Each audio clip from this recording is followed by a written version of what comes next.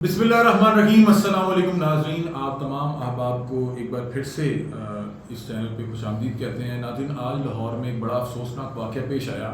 और उस वाक़े के हवाले से हमने आपको गुज़िश्ता वीडियो में उस जैव कुआं पे ले जाके वो तमाम तर हालात व वाक़या दिखाए। जैव कुआं पे कवरेज करने के बाद हम जो जावेद भट्ट साहब हैं, जो मकतूल हैं, जिन्हें आज दिन दहाड़े लाहौर की एक बीचों बीच एक अहम शाहराह जिसको हम केनाल रोड कहते हैं, एफसी कॉलेज के बिल्कुल अपोजिट साइड पे दो अफराद जो बाइक पर सवार थे, इन्होंने अंधाधुंध फायरिंग करके कत्ल कर दिया और इनकी अहलिया इनके साथ मौजूद थी और कुछ गोलियां जो जावेद भट्ट साहब हैं उनको पास करके उनकी मिसिस तक पहुंची और वो भी ज़ख्मी हालत में हॉस्पिटल में ले जाया गया। जैव कुआं कवर करने के बाद हम जो है जावेद भट्ट साहब के घर पहुंचे। जावेद भट्ट साहब का जो रिहायशी इलाका है वो इकबाल टाउन है और ये इकबाल टाउन के हुमा ब्लॉक में रहते हैं। और हम जैसे ही इनके घर के बाहर पहुंचे, हमने वहाँ पे भी एक वीलॉग रिकॉर्ड किया, लेकिन टेक्निकल एरर की वजह से उस वीलॉग की जो है ऑडियो नहीं आ सकी। वो आप मनाजिर देख रहे होंगे कि हम जब उनके घर के बाहर पहुंचे तो घर के बाहर के कुछ हालात कुछ इस तरह से थे कि अभी तक घर एक तो डेड बॉडी नहीं पहुंच सकी, क्योंकि डेड बॉडी को फौरी तौर पे जब वो जैव कुआं से उसको मुंतकिल किया गया जनरल हॉस्पिटल में। वहाँ पे आपको पता है कि कोई भी इस तरह से इस अंदाज में अगर उसके साथ कोई हादसा हो जाता है, कत्ल हो जाता है, तो उसको फौरी तौर पे हॉस्पिटल मुंतकिल किया जाता है, जहाँ पे उसके दीगर जो प्रोसेस हैं, जिसमें अगर आप को बता सकें तो उसमें पोस्टमार्टम और दीगर मामला होते हैं, जिसमें कॉज ऑफ डेथ और दीगर चीज़ों की तहकीक की जाती है। जो डेड बॉडी थी जावेद भट्ट साहब की, उसको तो मुंतकिल किया गया जनरल हॉस्पिटल में, जबकि जो उनकी अहलिया थी जो कि तीफी भट्ट साहब की बहन थी, उन्हें सर्विस हॉस्पिटल में मुंतकिल किया गया क्योंकि वो ज़ख्मी हुई थी, इन्हें भी मल्टीपल फायर लगे थे, तो वहाँ पे वो ज़ेरे इलाज हैं। अब इनकी फैमिली जो कि मैंने इनके रिश्तेदारों से पूछा तो उन्होंने बताया कि जावेद भट्ट साहब के 2 बेटे और 1 बेटी थी। अब वो जाहिर बात है कि एक बेटा जाहिर बात है कि वहाँ पे मौजूद होगा अपने वालिद साहब की डेड बॉडी के पास, दूसरा बेटा वालदा क्योंकि वो भी ज़ख्मी हालत में उनके पास मौजूद होगा, और घर में जो लाहिकीन हैं, उनके रिश्तेदार हैं, दोस्त अहबाब हैं, उनकी आमदरफ्त का सिलसिला शुरू हो गया था। और वहाँ पे बाकायदा तौर पे जो आखिरी रसूमात को लेके जो इंतजाम होते हैं वो किया जा रहा था, वहाँ पे कनातें लगाई जा रही थी, उसके अलावा चेयर्स और दीगर जो मामला था उनको देखा जा रहा था। जब हम इनके घर हुमा ब्लॉक पहुँचे तो वहाँ पे मेरी मुलाकात जावेद भट्ट साहब के बड़े भाई तारिक भट्ट साहब से हुई। और अगर मैं आपको बता सकूं तो इनका घर कुछ इस तरह से है कि एक गली है,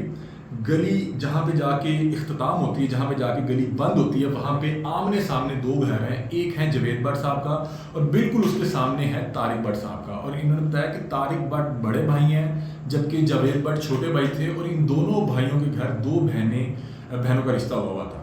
तो अब तारिक भट्ट साहब से मुलाकात हुई, वो उनसे तमाम तर गुफ्तगू की, तो बताया उन्होंने कि ये जो जावेद भट्ट हैं ये ताजिर थे, और जो ताजिर के हवाले से मुख्तलिफ कमेटीज़ और मुख्तलिफ यूनियन होती हैं उसको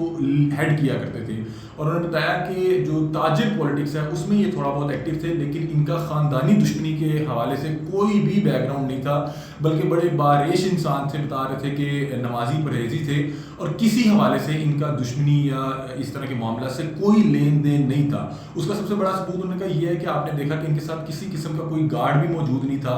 आज जब वो मामलाते ज़िंदगी गुजारते हुए जिस तरह से रोज़मर्रा के मामूल में निकलते थे, उसी तरह से फैमिली के साथ निकले, और जैसे ही वो मुस्लिम टॉन क्रॉस करते हैं और नहर पे मौजूद थे, एफसी कॉलेज के बिल्कुल ऑपोजिट 2 अफराद जो कि शूटर्स थे, उन्होंने हमला कर दिया। और इन लोगों ने हमला ड्राइविंग सीट वाली तरफ से किया, और वहाँ पे 6 से 7 जो है फायर किए गए। हमने वो पिछली वीडियो में आपको वो गाड़ी की हालत भी दिखाई थी, वो तमाम तर गोलियों के होल भी दिखाए थे, और वो गोलियां एक तो ड्राइविंग सीट पे मौजूद जो जावेद भट्ट थी उन्हें लगी, वो मौके पे दम तोड़ गए, और जावेद भट्ट को पास करते हुए जो उनकी अहलिया थी उनको भी जाके लगी। उस हवाले से अभी कुछ लोगों के वीलॉग्स में ये बात गर्दिश कर रही थी कि शायद इनकी बेटी भी गाड़ी में मौजूद थी जो महफूज रही। जबकि तारिक भट्ट साहब से जो मेरी बातचीत हुई, जो कि जावेद भट्ट जो मकतूल हैं उनके बड़े भाई हैं, उन्होंने कहा कि गाड़ी में सिर्फ मियाँ बीवी ही मौजूद थे, फैमिली का कोई और शख्स गाड़ी में उस वक्त मौजूद नहीं था। बहरहाल अभी तक घर में जो जावेद भट्ट साहब की जो है बॉडी नहीं पहुंच सकी, क्योंकि अभी वो दीगर मामला चल रहे हैं, और दूसरी तरफ जो उनकी अहली हैं वो बताया जा रहा है कि अब वो मतलब कि ان خطرے سے باہر ہیں، لیکن ظاہری بات ہے کہ وہ جو ملٹیپل فائرز لگے ہیں اس کو ہیل کرنے میں ٹائم لگے گا، اور غالباً کل شاید جاوید بٹ صاحب کا جنازہ ادا کیا جائے گا۔ گھر کے باہر ایک اور چیز جو قابل غور تھی وہ یہ تھی کہ گھر کے باہر، گلی کے باہر پنجاب پولیس کے اہلکار موجود تھے، بلکہ میں اگر کہوں کہ وہاں پہ باقاعدہ طور پہ ایک ڈالا بھی بار بار آ جا رہا تھا، اور تقریباً 8 سے 10 پولیس اہلکار موجود تھے، اور یہ اس لیے موجود تھے کہ کسی بھی قسم کے سیکیورٹی خطرات کے پیش نظر کوئی بھی اس طرح کی ہنگامی صورتحال سے بچنے کے لیے وہاں پہ گارڈ موجود تھے۔ اب یہ جو معاملات ہیں یہ بلاج قتل کیس سے شروع ہوئے، اور بلاج قتل کیس کے فوری بعد جو ہے تیفی بٹ صاحب کا نام جو ہے وہ بہت زیادہ گردش میں تھا، اور اس کے بعد احسن شاہ جب گرفتار ہوتا ہے تو بتایا جاتا ہے کہ احسن شاہ تھا جس نے مخبری کی، پھر احسن شاہ کا جس طرح سے مبینہ طور پہ انکاؤنٹر ہوتا ہے CIA کی حراست میں، اس کے بعد دوبارہ یہ جو بٹ برادران ہیں ان کا نام بہت زیادہ گردش میں تھا، اور ایک ہفتے کی صرف بات کی جائے تو 23 اگست کو احسن شاہ کا یہ مبینہ طور پہ انکاؤنٹر ہوتا ہے، اور آج میرا خیال ہے کہ ایک ہفتہ ہوا ہوگا، آج میرا خیال ہے 1 ستمبر ہے یا 31 اگست، مطلب کہ یہ 8-10 دن کے اندر یہ دوسرا واقعہ ہوا ہے۔ اور سب سے حیران کن اور افسوسناک بات یہ ہے کہ یہ تمام تر معاملات لاہور کے بیچوں بیچ اہم شاہراہ پہ ہو رہا ہے۔ یہ ایسا نہیں ہے کہ کوئی لاہور کی کوئی سائڈ پہ جہاں پہ کوئی کیمراز موجود نہ ہو، یہ جو کنال روڈ ہے یہ لاہور کا سب سے بیزی روڈ ہوتا ہے، اور اگر اس پہ کوئی بھی معاملات ہوں تو پورا لاہور افیکٹ ہوتا ہے، اور یہاں پہ بہت سے سیف سٹی کے کیمراز بھی موجود ہوں گے۔ اب ابھی تک بتایا جا رہا ہے کہ اس واقعے کی FIR درج نہیں ہو سکی، کیونکہ پہلے پولیس اس چیز کا تعین کر رہی تھی کہ یہ جو واقعہ، یہ جو حادثہ ہوا ہے یہ ایگزیکٹلی کس تھانے کی حدود میں ہوا ہے۔ اس میں تھانہ اچرا اور تھانہ مسلم ٹاؤن کے حوالے سے جو بات ہو رہی تھی، لیکن اب نشاندہی کر لی گئی ہے کہ یہ واقعہ تھانہ اچرا کی حدود میں ہوا ہے۔ ابھی تک بتا رہے ہیں کہ کوئی بھی کسی قسم کی درخواست نہیں آئی،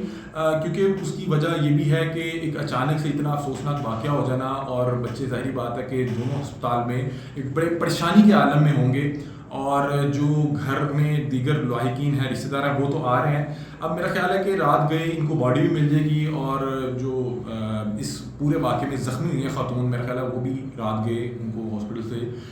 جو ہے گھر بھی شفٹ کر دیا جائے گا، کیونکہ ان کو بتایا جا رہا ہے کہ کوئی بھی اس کا مطلب کہ وہ خطرے سے باہر ہے۔ اب یہاں پہ CIA جو ہے اس کے اوپر مزید پریشر بڑھتا جا رہا ہے، اور اس پریشر کے بڑھنے کی وجہ یہ ہے کہ جس طرح سے بلاج مرڈر کیس کے بعد تفتیش کی گئی کہ جس شخص کو مرکزی کردار ٹھہرایا گیا اس کے خلاف کسی بھی قسم کا ثبوت میڈیا کے سامنے نہیں آیا، اور اس کے بعد جس طرح سے اس مرکزی کردار کا انکاؤنٹر ہوا اس کے حوالے سے بھی CIA نے کوئی خاص بات نہیں کی، اور اس کے بعد اب اس طرح کی چیز کا ہو جانا، ان کے رشتہ دار دوست صاحب بتا رہے تھے کہ یہ شخص کا کسی قسم کا کوئی تعلق نہیں تھا۔ کراچی میں اس طرح کے واقعات ہم دیکھا کرتے تھے کہ کسی خاص شخص کو تکلیف پہنچانے کے لیے اس کے فیملی کے دیگر احباب کو ٹارچر کیا جاتا تھا یا تنگ کیا جاتا تھا، لیکن لاہور میں کبھی بھی اس قسم کے کوئی واقعات حال ہی میں نہیں ہوئے۔ یہ واقعات 90s میں سنا کرتے تھے، اور ایک بار پھر سے پچھلے ایک ہفتے میں اس طرح کے معاملات ہوئے ہیں، تو میرا خیال ہے جو انتظامیہ ہیں اس کو ہوش کے ناخن لینے پڑیں گے۔ اتنی بڑے واقعات ہو گئے، اور ابھی تک کسی بھی سیاسی شخصیت یا کسی بھی پولیس انتظامیہ کی جانب سے کسی بھی آفیشل نے ابھی تک اس پہ کوئی بات نہیں کی، اور یہ اب اس طرح کے معاملات ہیں، لاہور کے حالات جو ہیں وہ آپ کے سامنے ہیں۔ باقی ہم اس کیس کو پہلے بھی رپورٹ کر رہے تھے، دیگر بھی اس کے حوالے سے جو بھی ڈیولپمنٹس ہوں گے، حقائق ہوں گے، وہ آپ کے سامنے رکھیں گے، اور تب تک کے لیے اپنے میزبان علی حمزہ کو دیجیے گا اجازت۔ اللہ حافظ۔